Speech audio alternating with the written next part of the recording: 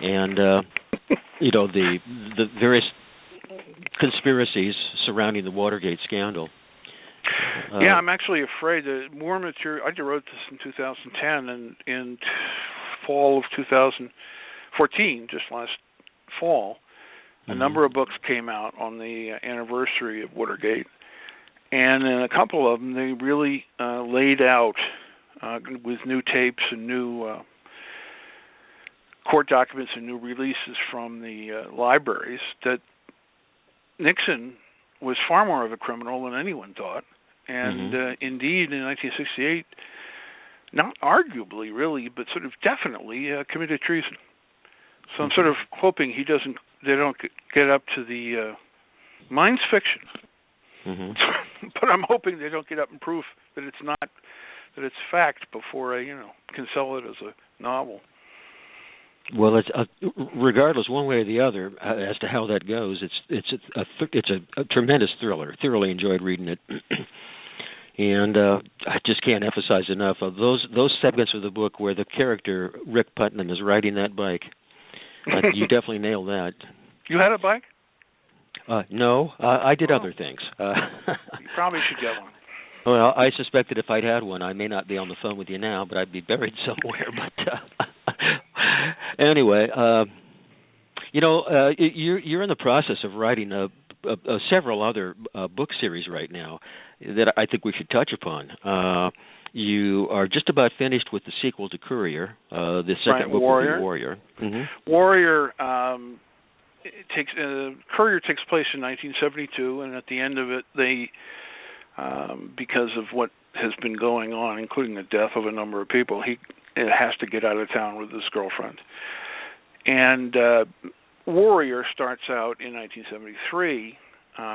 His girlfriend is a American Indian, Native American, was a law student who was working with the American Indian movement. So it starts out in Wounded Knee in 1973. Which was the funny thing about the 70s and about Nixon as well is that people thought that we were being watched, and we thought there was a sort of Big Brother going on. Well, there was.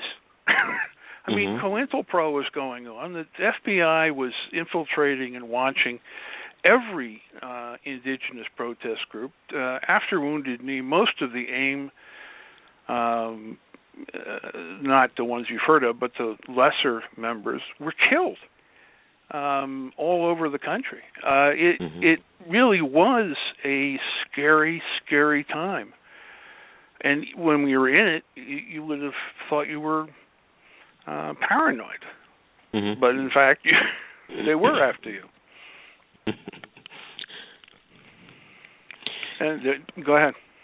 I was going to say, I think we need to touch a little bit upon a couple of the book series. You are the busiest guy, and you're also writing another series, The Day of the Dragon King, the first book, yes. Last American Wizard, which you sent to me. I am about halfway finished with that. What a wild ride that is so far. Yeah, that's totally different. That's taking the concept that there's a 9/11 attack, but it's magical, and then running with that.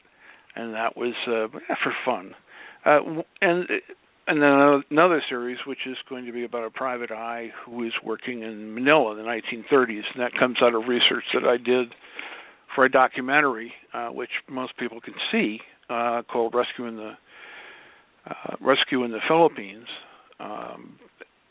which was about how the Philippines, the president and the U.S. High Consul saved 1,300 Jews from Nazi Europe. But it was a fabulous place. But the reason I was saying, I've been writing television for 25 years. I didn't write from the beginning, but the last 25 years at least. And the main thing is you don't get to have a writer's block when you've got maybe a minute to air.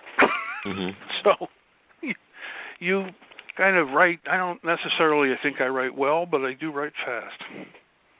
Terry, I think you write well. I really do. And I'm not just saying that because you're on our program today. No, there's going to be some more. There may be a YA series, and then all of these books are set to go for second and third and fourth and 15th, and hopefully. And then I turned myself into a publisher because my book came out, and 6 weeks later, my publisher went out of business, and I deny all responsibility. But let's get into that. Let's talk about that a little bit. Sure. Go ahead. I was published by. Go ahead. Well, Terry, you actually established your own publishing company, Ronin Robot Press. I guess I want you to take a few minutes to just kind of explain yourself around that, as to why was that necessary in the first place, and what do you hope to accomplish with it? Well, I started out playing by the rules, as I thought of it. I wrote the book. I wrote very sweet begging letters to agents, a whole lot of them, and then I had a very nice guy, Dean Kreistek, who liked my book and picked me up as a client. And then 2 years later, wrote me and said that this company in Britain, Exhibit A Books, had picked up my book.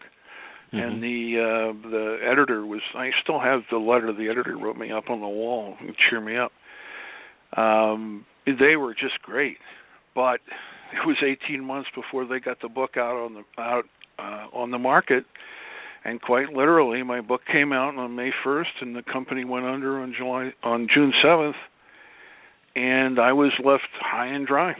And so, after a year of fighting to get my rights back and to try to figure out how to get through this marketplace, which is crazy right now. I mean, nobody knows how book publishing works right now. And the main big publishers are scared to death. They're only really they just want to run James Patterson over and over and over again, which they can do because he writes more books than anybody. But so I decided on January 1st, I turned it into a publisher. I'm Ronin Robot Press, and I'm publishing my books and learning how to do printing and printing on demand and electronic ebook printing and advertising, and which changes the way you sell books these days, changes about monthly, and also producing and editing and putting out books, Cliff Roberts, Gold for San Joaquin, Lisa Blackstone's, which is a romance, Texas Spitfire. We've got a children's book about 4 more westerns, and a really, really good book by Bruce Bennett about growing up in 1972. And they'll all be coming out, and if I'm lucky, maybe I'll be able to make a living at this. Okay. Well, even the name, what is behind? Why did you name it Ronin Robot Press? Well, the company that shut us down, and we were shut down not because we weren't doing a good job, but because the grandparent company lost its only competent person, so they had to put themselves up for sale. And they put the parent company up for sale, so the parent company cut off the parts that weren't stable yet, meaning the imprints that I was in. And that was Angry Robot Books in Britain, which then went bankrupt and then got bought by somebody else and is still around. And one of my friends, another one of the writers, Sean Lynch, is a really wonderful guy. He'd been in the Army and the San Francisco Police and everything else. And he referred to all of us as the Wild Ronin without a master. So it became Ronin Robot Press. Seemed like a natural thing. I want the audience to know some of the work you've done.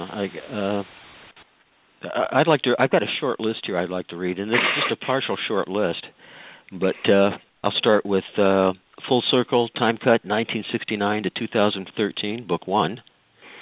On the Road, Time Cut, 1969 to 2013, Book 2.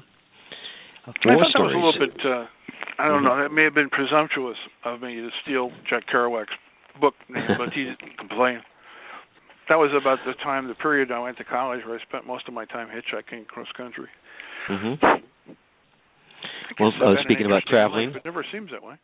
Here's another one, War Stories. Tiananmen Square, 1989, Confessions of a Network News Producer. Another one, War Stories, The Berlin Wall.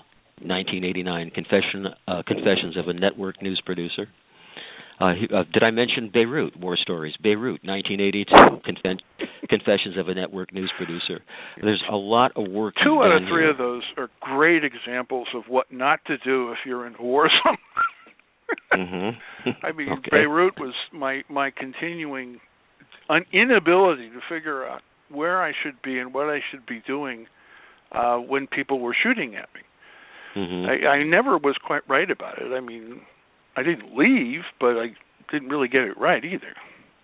My favorite was when I went to a press conference by Nabi Berri and didn't really think about the fact that it was going to be in Arabic. Anyway. Now that and the interview I did with the captain of Charlie Company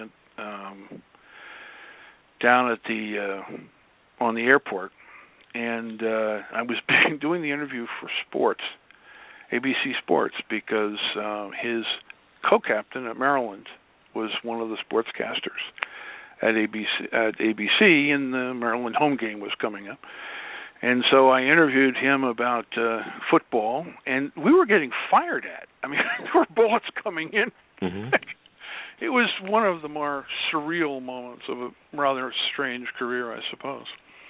Well, I just wanted the audience to know you have been a lot of places, and you've written about most of the places you've been.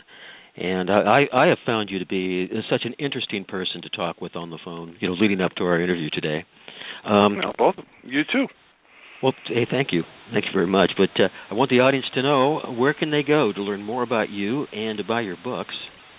Well, it's pretty easy. My name's Terry Irving, and so it's www.terry-irving.com.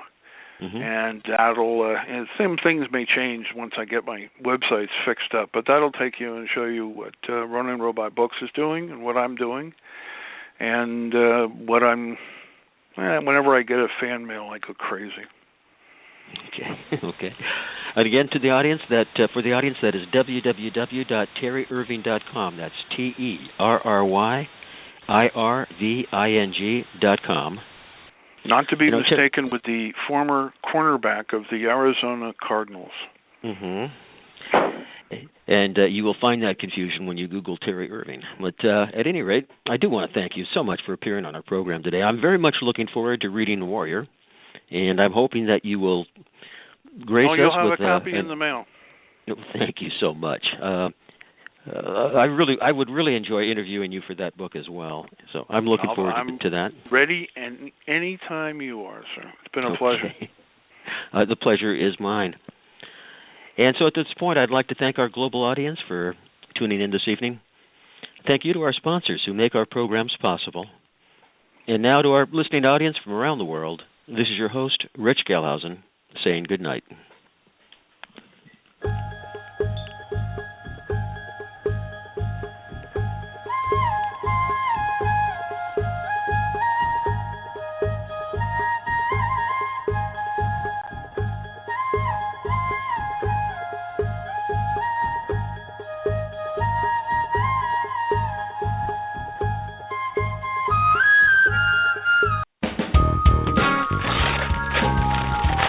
Whoa, a new digital music player. Thanks, Mom. Oh, I'm glad you like it, because I can't wait to toss the big stereo. And now that we got your dad that big HD TV he wanted, we can throw out our old TV, too. Hold up. You can't just throw out electronics. Really? They need to be recycled or donated. And how would we do that? It's so easy, Mom. Today, recycling electronics is just as easy as buying them. GreenerGadgets.org has all the info. We just enter our zip code to find a certified recycling center nearby. There are thousands of them, and new ones are being added all the time. Some of our local stores are even certified recycling locations. I like that. Did you know that some of the stuff in our old electronics could be used to make new products and conserve natural resources? Well, okay then. Let's gather them up. What was that website again? GreenerGadgets.org. We just enter our zip code and go.